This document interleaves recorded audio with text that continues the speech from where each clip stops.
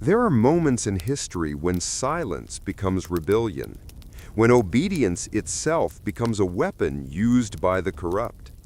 And in those moments, it is not the loudest voice that changes everything, but the calm defiance of a single man. The year was 1942. The world was burning in the shadow of war.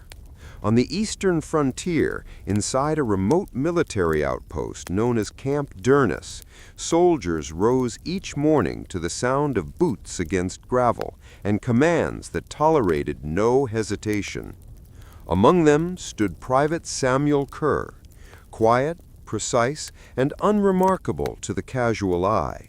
He was the kind of soldier who listened more than he spoke, who followed rules not because he feared authority, but because he believed in the uniform. Commanding the base was Captain Aldrich Vaughn, a man who wore his medals like armor and ruled with an iron tongue. He demanded loyalty, not respect, submission, not strength. His soldiers followed him out of fear, not conviction.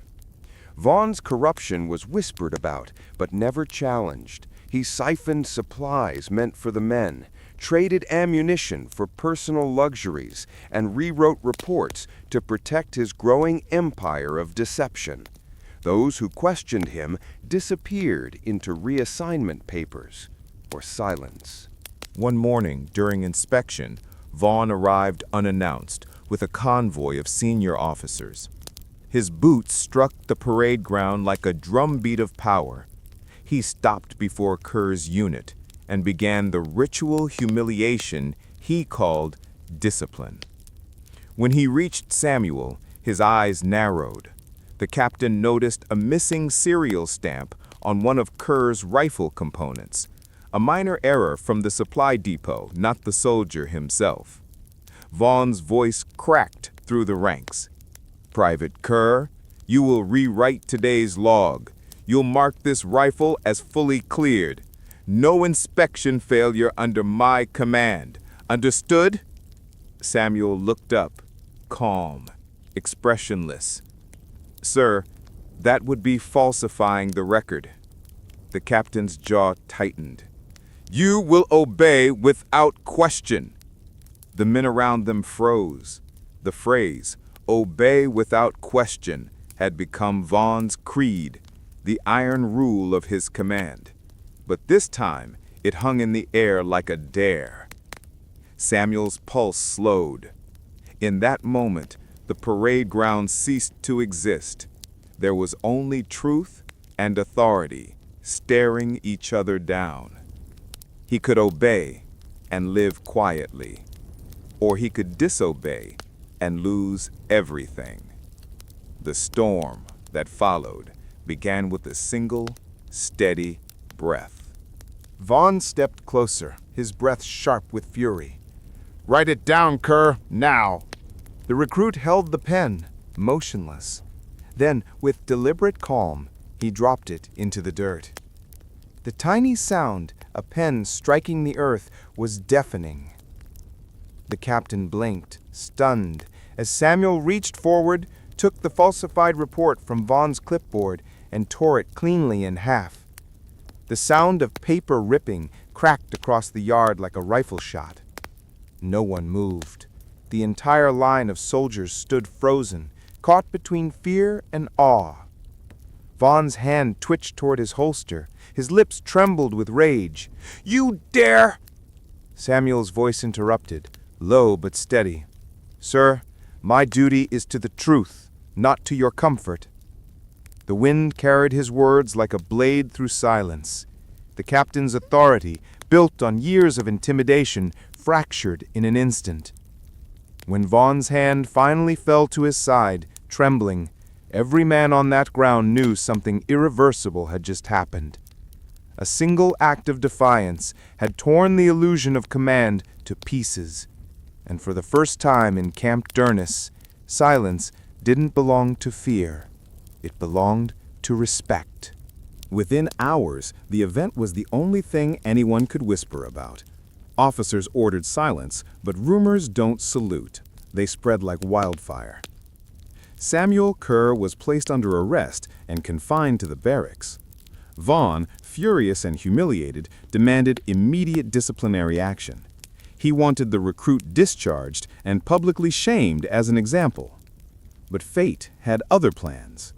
The report reached Colonel Jonathan Armitage, a man who had served long enough to know that power without honor always collapses. He summoned both men to his quarters the next morning. The air inside was thick with the scent of tobacco and tension. Vaughn stood rigid, his anger barely contained. "Colonel, this recruit has defied a direct order. He's unfit for duty."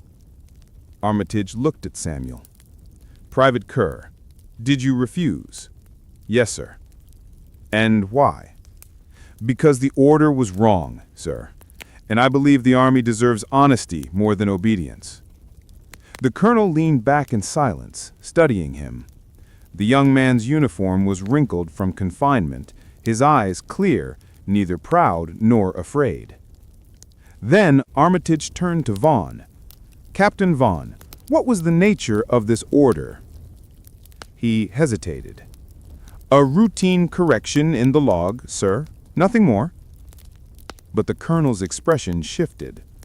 Correction or concealment? The room fell silent. The weight of the word concealment landed like a hammer.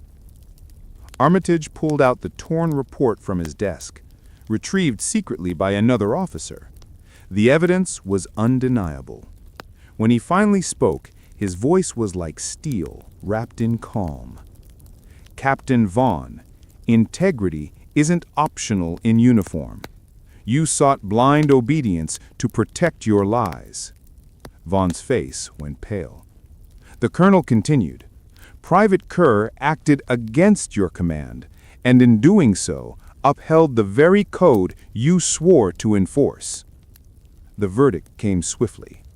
Vaughn was stripped of command pending full investigation. He left the room a hollow man, the echo of his boots no longer commanding fear, only pity. Kerr was reinstated, though no medals or honors followed. He didn't ask for them. That night, as the men of Camp Durness gathered in the mess hall, they rose silently when Kerr entered. No words, no applause, just a gesture, the kind soldiers make when they've witnessed something greater than courage, principle. From that day on, obedience at Camp Durness meant something different. It no longer meant surrendering your mind. It meant serving your conscience, even when it shook the world around you. The moral was whispered through every tent and trench. Obedience without honor is slavery, and silence before corruption is the death of all armies. And for once, even the generals could not disagree. Years later, when the war had ended and Camp Durness was nothing but grass and ghosts, the story of Samuel Kerr survived in fragments, told by veterans over firelight and silence. They said that after the incident, he continued his service with quiet discipline. He was never promoted beyond sergeant, not because he lacked merit, but because he refused to flatter those above him. He never sought revenge, nor spoke of that day again. But among the soldiers who trained under him, there was an unspoken code known as Kerr's Rule. Follow every order, but question every injustice. His name disappeared from official reports, buried beneath layers of bureaucracy.